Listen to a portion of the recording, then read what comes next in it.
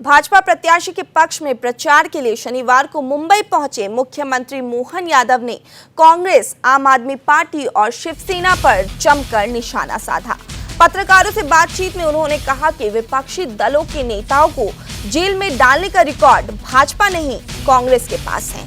अरविंद केजरीवाल भी कांग्रेस के साथ गठबंधन में है। उन्होंने केजरीवाल के उस आरोप की आलोचना की कि अगर भाजपा को तीसरा कार्यकाल मिलता है तो वह विपक्षी दलों के नेताओं को सलाखों के पीछे डाल देगी।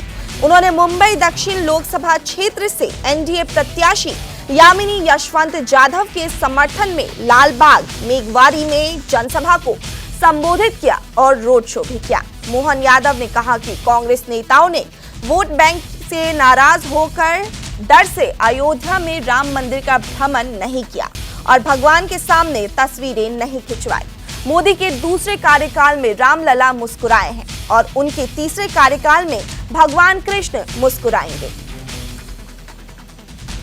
मैं गौरव इस बात का महसूस करता हूं कि मैं बाला साहब की धरती पे आया हूं और बाला साहब ठाकरे की इस महाराष्ट्र में हम उस आनंद से भर जाता है। वो भगवा पताकाएं देश में सबसे पहले अगर विचारधारा की दृष्टि से फैली थी तो मध्य प्रदेश और महाराष्ट्र से फैली थी।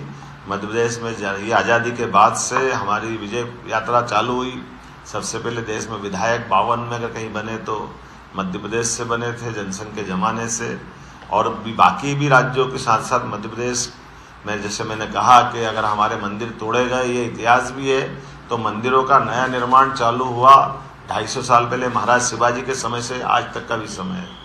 और देवस्थानों के कारण से वर्तमान के दौर में सबसे ज़्यादा कष्ट किसी को हो रहा है तो कांग्रेस और कांग्रेस के साथ वालों को हो रहा है। बड़ा दुख होता है कि एक तरफ बम गिराने वालों का लोग चरित्र जान रहे हैं और एक बम गिराने वालों का समर्थन लेके नकली शिवसेना सामने आ रही है। कितना दुख होता है कि मूसा जिसके समर्थन से माननीय बाला साहब की वो याद रखें, अगर बात के चिमटी से भी मैं छूना नहीं चाहूँगा कांग्रेस का समर्थन।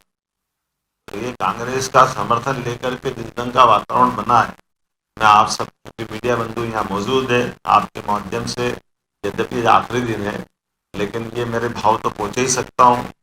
जिस जगह से हम आ रहे हैं वहाँ तो हमारी चारों चरणों की 29वीं लोकसभा के चुनाव हो चुके हैं और निश्चित रूप से हम कह रहे हैं कि ये जो बात कही जा रही है कि लगातार एक के बाद एक आज़ादी के बाद पहले ऐसे प्रधानमंत्री माननीय मोदी जी है जो गैर कांग्रेसी पूर्ण बहुमत की सरकार के साथ जो 2014 में कह रहे थे कि मैं अपने बलबूते पर इस देश में सरकार पूर्ण बहुमत की बनाऊंगा, तब भी लोगों ने हंसी उड़ाई थी, लेकिन उन्होंने करके दिखाया।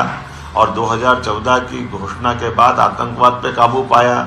2019 में जो उन्होंने कहा था कि फिर सरकार बनानी है और ये कलंक धारा 370 से लेकर के देश में सांस्कृतिक अनुष्ठान का पर्व चलना चाहिए। हम सब गवाह इस बात के कि चाहे भगवान राम के 5 साल के अंदर का फैसला सुप्रीम कोर्ट के आने के बाद से लगा करके कोविड काल की कठिन चुनौतियों से लगाकर सारे मसलों पे एक सरकार देशवासियों का कितना अच्छा ध्यान रख